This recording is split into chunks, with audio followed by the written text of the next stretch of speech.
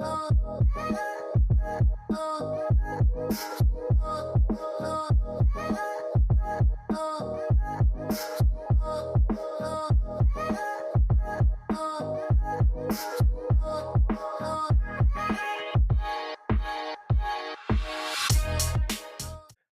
everyone, and welcome to the leadership podcast called My Great Aunt Edna, the leadership show that focuses on excellence, doing things the right way, no shortcuts, and accountability. I'm your host, Mac McNeil, and this week I am truly excited about my guest. We have a lot in common. We just had a conversation, and we have so much more in common than I initially knew. So I want to introduce everyone to Grace Young Foster. And Grace is the CEO of the Inclusion Initiative. And she's changing the future of work for adoptees of color.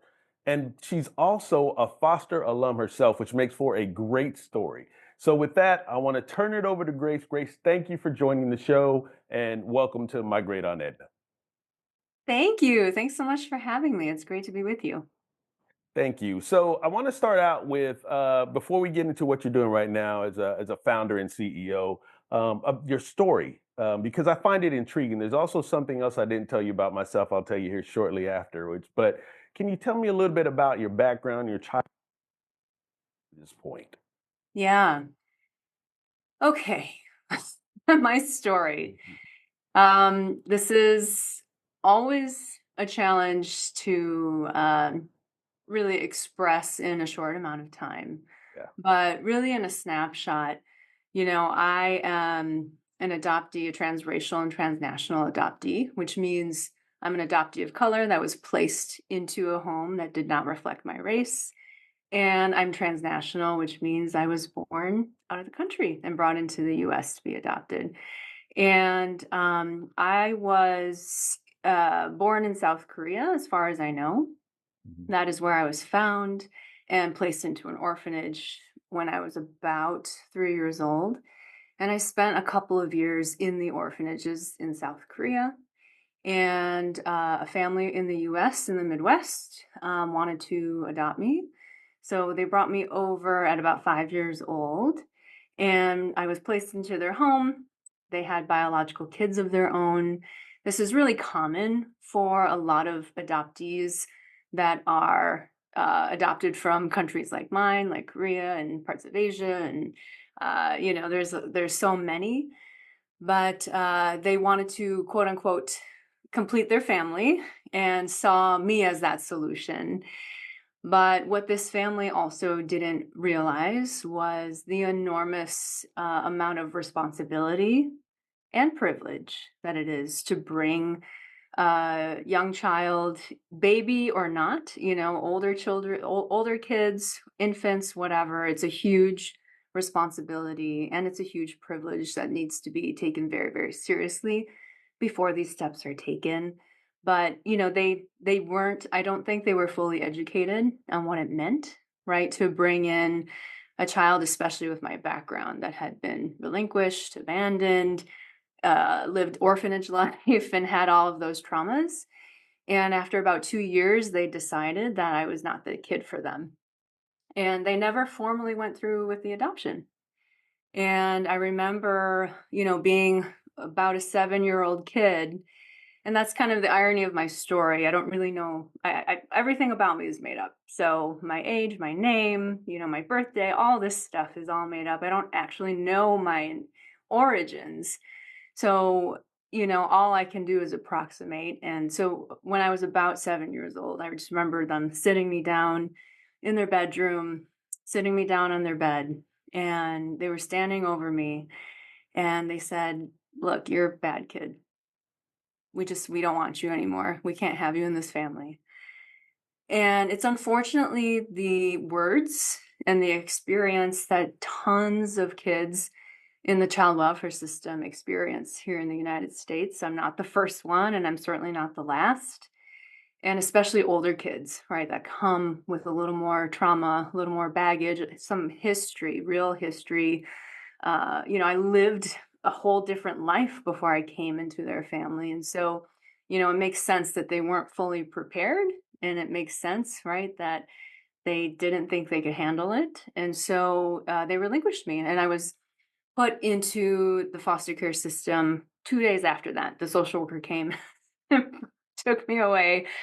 I drove off. I remember just looking in the rearview mirror at them, at the family, as they were watching me leave.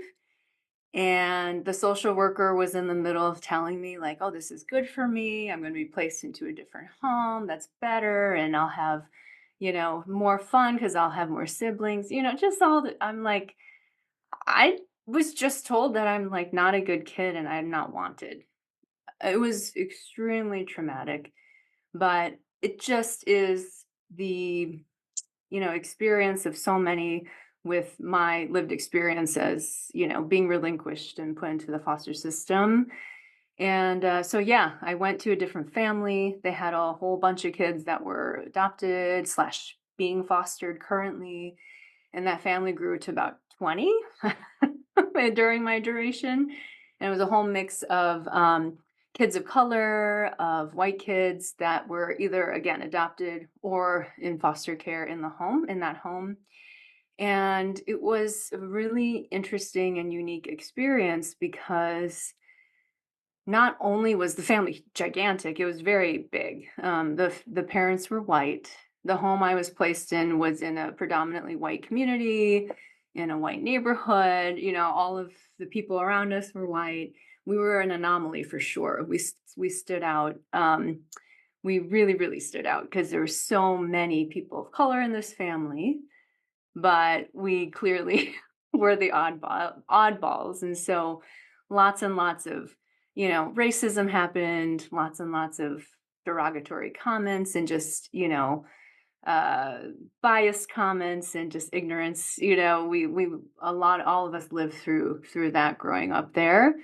And, I like to really believe, right, that the parents of that family that took on all those kids, right? They had good intentions. I think a lot of families do when they start this adoption or foster journey, but good intentions are never enough because it takes so much work. It takes so much individualized attention and support when you're adopting or fostering, just like if you're birthing your own child. And, the system, especially back then, was not great about support for either families or for the kids themselves in the system. And, unfortunately, the placement was not great. And I really struggled in that family. I struggled in that community. I just struggled. And a lot of my foster and adoptive siblings did as well. And I ended up leaving that home at 17 and just kind of making my way in the world. And it was just it's kind of a blur now. And I have a great partner now. We've been married for over 10 years. We've been together for oh wow, like 18 years, a long time. And he's just watched me go through all the highs and lows of just that family experience. He met me after I'd left that family. But he watched my struggle. And he looks at me now and he's just like, "Man, I don't know how you did that." And I'm like, "Honey, when you are put into that situation that you did not ask for, you have no control over, you're a person of color in a community that doesn't reflect you or accept you or respect you, you just do." There's no like, we don't sit there like, oh, how am I going to do it? No, you just do. You put everything aside, you have tunnel vision, and it's survival mode. And I know that so many people, regardless if they've been in the child welfare system or not, if you're a person of color with that kind of experience of, you understand what it's like to be othered and to have less opportunity, right? Because of what you look like or where you might come from, if you're an immigrant, whatnot. We all have that shared experience of just, we need to survive. We have no choice. And that's like what I did for like 10 years. And I was in Minnesota for like 10 years, just on survival mode, trying to figure it out, taking any job that I could, I was really fortunate enough to have had the access to white privilege that I did because I had education, right? I graduated high school. I understood the value of education. That was made very clear to me. I had access to that education. So I understood. College was something that was going to be very important for me. I didn't know how I was going to do it, but I found a way, right? And I did community college and then state college. And, it took me like 9 years to get my undergrad degree. And I just figured it out along the way, but I had to do it on my own, and not that I had to, right? I'm sure there were plenty of people that would have wanted to support me, but I was alone without support, without a support system. So I didn't even know how to ask for help or where to find the help. I just had to do, right? Because I had to feed myself. I had to make sure I could pay rent, which I sometimes didn't do, right? I often had to choose between filling up my tank with gas to get to work, or was I gonna pay the landlord on time? Like, I had to make choices like that all the time. Uh, it was really, really hard, navigating through that. But because of the access to white privilege that I had, I was able to talk the talk. I was able to model the behavior. I understood, like, the societal expectations and norms, like, what I was expected to sound like and look like and talk like and behave like, and I also perceive myself as part of white America, white society. And I'm Asian American. I'm not dark skinned. So there is a certain acceptance, right, of me to a point, right? I wasn't as threatening, right? That I saw some of my black siblings and brown siblings experience, they were perceived as threatening, right, to society, whereas I didn't always get that kind of behavior towards myself. And so, that kind of proximity to white privilege really helped me be able to navigate these things all on my own. And I ended up having just some really incredible people in the corporate space where they gave me my first opportunity. So I worked in hospitality, in events and hotels, then found my way into like corporate sales in manufacturing, which is really big in Minnesota, actually. And then I transitioned to the nonprofit space after I graduated from the University of Minnesota, to Washington, D.C. here to do nonprofit work because I wanted to change the world. And if you look at, my resume, like on paper, it looked like I had great opportunity, but I forced those opportunities. I made those things happen, and I had a help along the way with people that gave me those chances, right, when I reached for them. And I'm now a graduate. I have an MBA at NYU, which I'm really, really proud of. I graduated in 2021, which was an amazing experience. And I feel incredibly fortunate to have been able to um, be a part of an institution like that. But I'm also damn straight you want people like me in your program because we have this perspective that your normal typical avatar of student doesn't have. Like they don't you don't meet everybody that's you don't meet everyone every day that struggles in that specific way, or has been through the child welfare system like that, or has had to navigate this weird in between world of not being white enough yet not being Asian enough, and not really not being fully sure on like how to navigate race conversations and belonging conversations because of just the societal narratives of what adoptees are and what fosters are and how we're supposed to show up in the world and all this kind of stuff. And so, I know my background is a big reason why I got into that program. And I'm really, really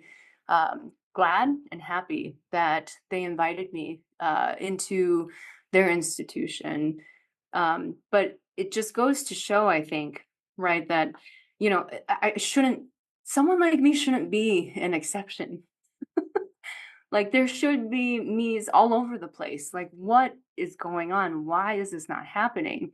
And again, it goes back to like access to opportunity, access to privilege. And, I had my highest paying job ever in the nonprofit space. I was the head of fundraising for a national organization. It was really cool. I was like, wow. I thought I was like, I made it. I made it. I made it. I made it. I had just become a new mom. And yeah, I just again on paper, it just looked like I had just like I reached, I just I couldn't believe it. I had to pinch myself all the time. And then at the same time, I was seeing the structural inequities time and time and time again from, I mean, I say this in just like honoring truth, right?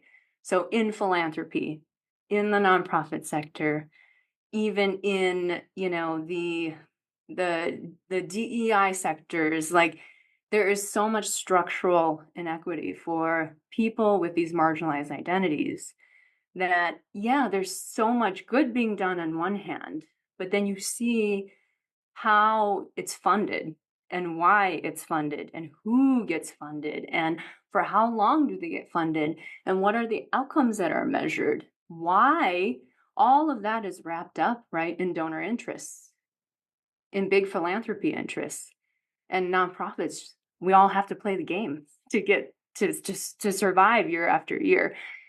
And it was crushing me. It was crushing me to have um, to reinforce that system over and over and over again through the relationships that I built, through, what I would put in proposals, how I would craft the narrative. It just killed me. I was like, why? Why? And so, through that experience of being a nonprofit leader and having the experience of reaching goals that I had wanted to reach, but then at the same time, understanding my background and what it took for me to get there, and knowing just how much of a battle and how much more of a climb it was for someone like me to reach my position. I was like, this is not cool. I cannot stand around and just watch this anymore. And I know that there is so many just gigantic, enormous issues in our society in this area of human rights and equity and all this stuff. But what is it that I can do with my lived experience, with my skills, my expertise, my passion? Like, what do I really, really, really know? Where I know I can build a movement and move the needle a little bit and create some change, even if it's just for a small pocket of people. And I saw, right, in having served so many under-resourced communities through nonprofit work, you know, I didn't see support systems for people like with my lived experience. And we all know like the astounding statistics of foster care in the United States. There's about 400,000 foster youth in the United States alone every single year. 20,000 age out every single year in the United States, which means they're never placed into homes. They don't really have resources or support systems or, anything when they age out. And it's like, okay, bye. We kept you alive till you were 18 or 20 and okay, you're good now. That's so not true, right? We are whole people for many, many years, way beyond 18. And as an adoptee, right, I knew that I had had a really bad adoption experience, two adoption experiences really bad, and there weren't support systems for that. And I knew all of this had affected my career trajectory. My professional opportunities were already in motion for me when I was at a very young age, starting out my career, quote unquote, doing paper routes, then working at McDonald's. I had to pay for my own things. I had to pay. I went to a quote unquote private high school, but it was a religious high school. It wasn't like a fancy institution. I had to pay tuition because it was a Christian high school, but I couldn't go unless I paid for myself. The irony, right? So I was working at McDonald's to pay that tuition. Like it just was just, these things had set up my future kind of, right? And so from there, I was building skills in hospitality and sales, right? Which led me to my hospitality career. then my sales career. Like, and that was like my kind of trajectory that was the path was being laid as my life unfolded, if that makes sense. And because I didn't have the personal support, let alone professional support, I didn't all I did was follow that road that wherever it was taking me. I didn't know to step back and look back or look around. I didn't know to think bigger or reach bigger. I just took opportunities that would pay the bills. That was it.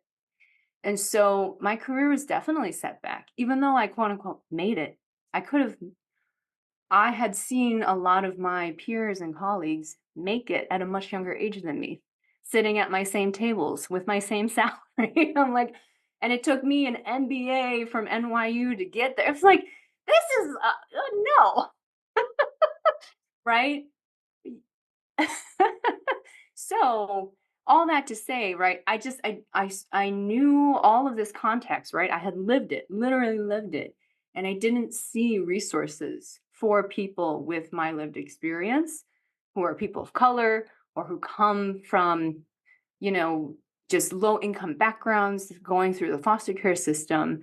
And I'm like, no, no, no. We need a way, a platform, tools, resources a, for us to wealth build and wealth build earlier, but B, to have a place where we belong. We never can belong anywhere. Being an adoptee or being a foster, it means like you don't feel belonging anywhere because you're literally not a biological part of your family. You're already an outsider from the day you enter that family. So we needed that. And for people like me, I wanted to help younger people that was me 15 years ago that needed someone like me that had been there, done that, understood what it meant to be a foster or an adoptee with a bad adoption, and give advice, support, give a roadmap, just visibility too, right? Like, I made it.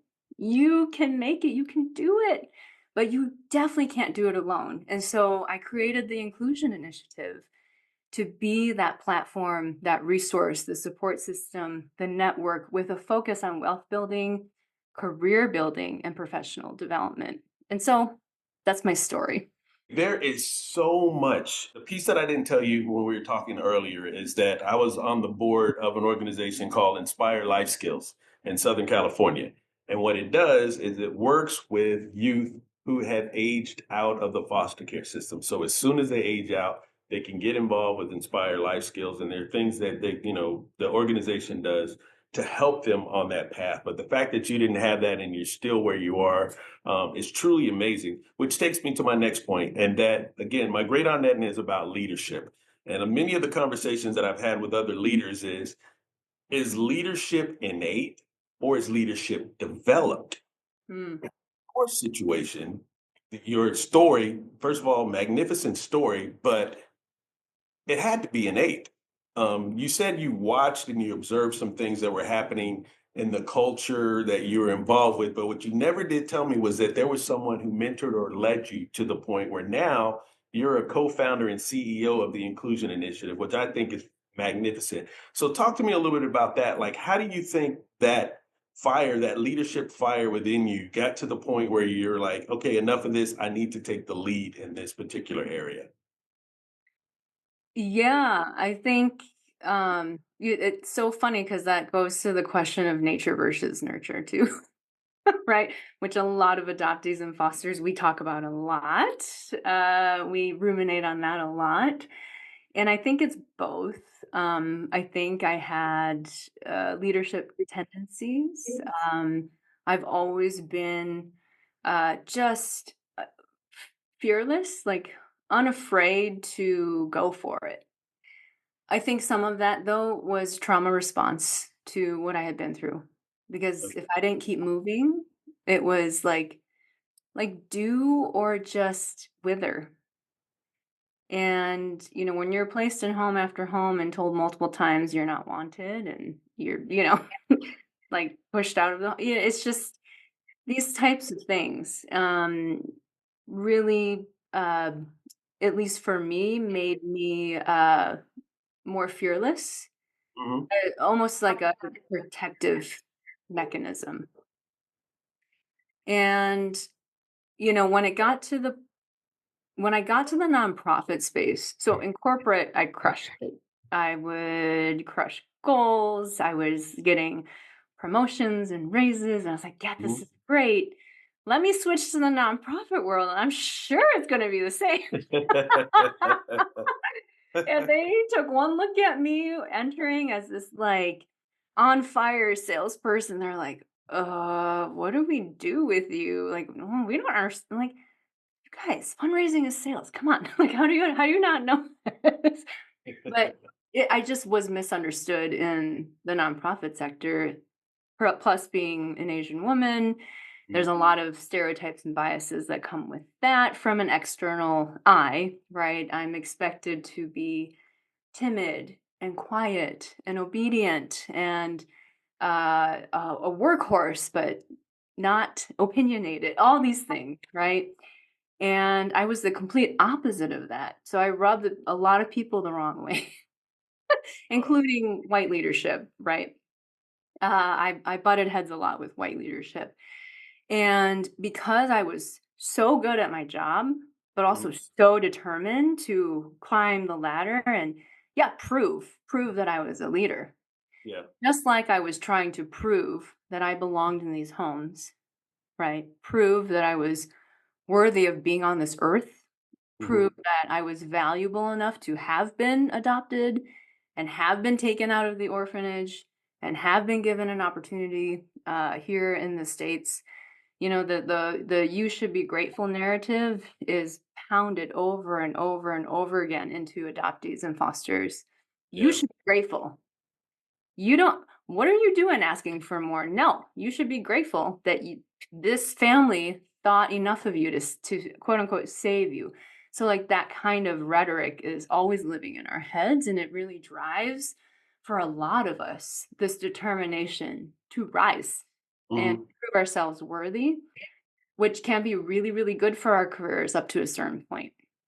And it was really, really good for my career up to a certain point Up to a certain point. until I was like, okay, I'm ready for these leadership positions. Come on. Like, Yeah. why is this so hard for me to obtain?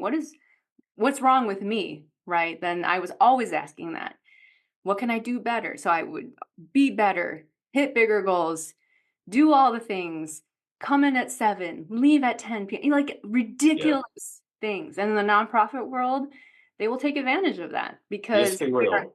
yeah, I mean, we are under resourced all the time. Yeah. Everyone is wearing multiple hats anyway. And so if you have a worker like me coming in and willing to do that, yeah, I was a golden child, except not leadership material, right? Because I didn't understand boundaries. I didn't understand how to value myself. And I thought that them allowing me to do that and giving me accolades for that, I thought that was showing me that I was valuable. When really it was showing them that I could be taken advantage of. Yes. And so when I was trying to hit these leadership positions, going to grad school was kind of the final test. I was like, okay, Hmm. if I go to somewhere like NYU and get an MBA, damn straight they're gonna like freaking finally realize like I am the leadership material. Because I was reaching for chief development officer jobs, and I Hmm. was not able to like just get over that hump. And I was like, why is this? Right. So I thought this MBA would do it. No, Yeah. it didn't. And it's Yeah. because I didn't understand that that wasn't the problem. The problem wasn't me. The problem was the system, Hmm. the racist structures, the racist narratives and norms that infiltrates many, many, many, many organizations, Yeah. even if you're one doing good. And so that is kind of what led me to really take on a full on just a leadership position, like founding a company Hmm. and being the leader of it was, again, if someone with my proximity to white privilege and if someone like me who is not a dark-skinned person of color, Hmm. like I'm I have privilege being an Asian American And if Yeah. it's this hard for me, like, what the heck are all these other people that I know struggle who are people of color? I have foster siblings, adopted siblings who are Black and brown that are struggling. I'm like, what are they supposed to do if I Yeah. can't even do it? Like, where are these resources? Where are these support systems? And to answer your question about mentors, no, I didn't have any because I was not, people were not able to understand me or relate to me because my lived experience was something they just could not grasp, right? Yeah. They Yeah. understood it was a interesting story, an interesting experience, but they have no clue what it meant to be someone like me and having achieved what I did and what that took. So, like, I didn't have real mentors in my life that could help me navigate all these things and teach me, like, boundary setting and you bring value, right? Because you're a human being. You're not bringing value because you're overworking yourself. These kinds of things. I will say I had um, one manager, my very first nonprofit job. She was a transracial adoptee, just like me, and Oh, she wow. was a Black woman. Yep, Mhm. and it was the first time I'd ever worked with someone like that, let alone had a boss like that. Sadly, I didn't get to keep her for very long. I worked with her for just under 2 years, Mhm. but, she was the closest thing to a mentor that I had because we shared lived experience, we connected on that level, and she saw my potential and fostered it versus taking advantage of it. Do you know what I Yeah. mean? And, but no, I never got anyone like that ever again, and I really, really needed it as I was trying to climb the ladder.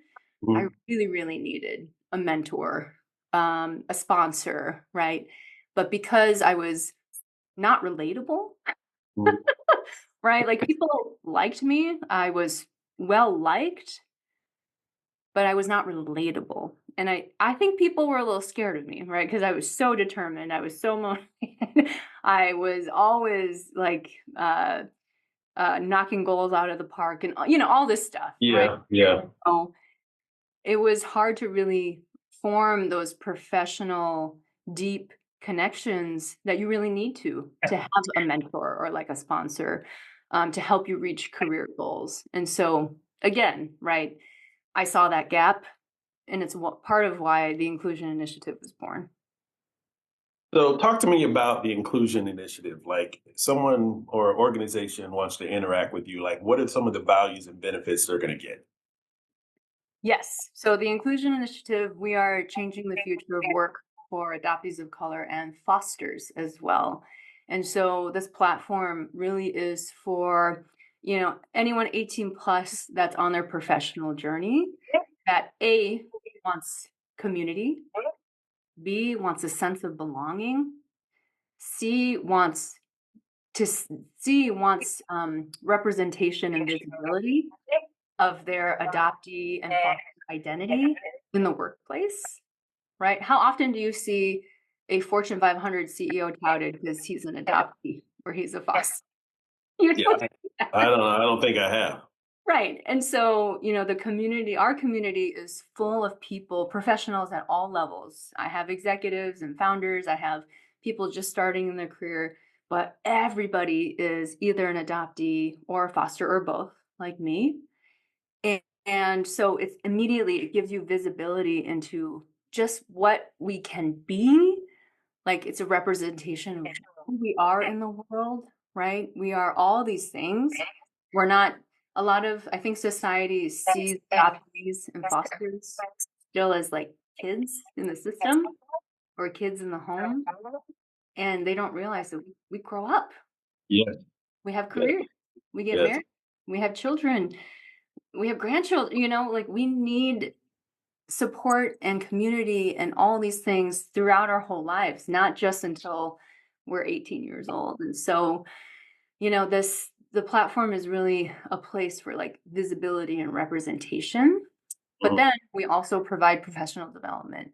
So there is career development and career opportunities. There's also skill building resources, and there's an opportunity to connect with mentors that have your lived experience. And so people that want to work with the Inclusion Initiative, those are just some of the benefits that you get. Nice. So, in wrapping up, one other thing that I wanted to talk about is I know you have a new podcast, and I've seen an episode or two, but just wanted to talk to you a little bit about that, or tell the audience a little bit about that. Like, what's your podcast about? What are you trying to accomplish with it? Yeah, the podcast really is to help our community of professionals who have lived experience as adoptees and as fosters who identify that way. It's to help us like reclaim our narratives and our stories, but also to help show society, right, what our stories are from our own words and I like it. how we perceive ourselves and how we want them to perceive us, right? We are whole people. This we want them to hear what it's like to walk through these identities as these intersectional identities as adoptees, as fosters, as people of color, as immigrants, as people that have experienced poverty or homelessness sometimes, right? Like these kinds of things, like it's so intersectional, it's all intertwined. And we want society to hear that from us and Yeah, learn from us, right? And hopefully that can help shape, better inform and shape how society talks about adoption, how yeah. society talks about the child welfare system and foster care, and that it's not this fairy tale story. It's not Mhm. family rescues child, the end. No, no, no, no, no. It's Yeah, family decides to bring this child who's had a traumatic experience of relinquishment, possibly abandonment, or whatever the cause, into their home. And it's a complicated lifelong journey, but always right with acceptance, respect, and love for that person as an individual and not that person as the completing of the family. So, yes. and that's often what adoptees and fosters struggle with. We're often the means to an end and not looked at as like our own people, like our own individual people. And so we struggle with identity, especially in our young adulthood. And the podcast really is just to help inform like how diverse, how rich our stories are and hearing it from our own perspectives so that we can change the future of not only us, but future adoptees. Well, Grace, lastly, I know that you're a featured speaker. So, how can people reach out to you if they want to get in touch with you? Yeah, that's a great question. My LinkedIn platform, I love hearing from people on it. I create a lot of content on LinkedIn, so please follow me at Grace Young Foster. And you can go to theinclusioninitiative.com and there's a contact form. Reach out to me that way. Yes, would love to speak at your company, do a workshop on belonging or identities, but also would love to speak to your community of adoptees and fosters and also parents and potential parents and help everyone just learn more about how you can be better allies and support systems to our community. Well, Grace, thank you so much. For those of you watching, we're going to put her information up on the screen before we wrap up. But this has been a great dialogue. Pleasure to meet you again. We have so much in common. Minnesota, go Gophers. Here now in the DC area. I don't know if you're about the Commanders or Ravens, but I'm on the Ravens side of things. But Yes, you are. yeah, but I do want to again say thank you, everyone out there. Make sure you reach out to her, follow her story. It's an amazing story, and she's made that transition into leadership, which I think is phenomenal. Also, like and subscribe to our channel, My Great Aunt Edna. You can also reach out to mygreatauntedna.com. A lot of information there. So, with that, I want to say thank you. May your week be excellent, and God bless. Thank you, Mac.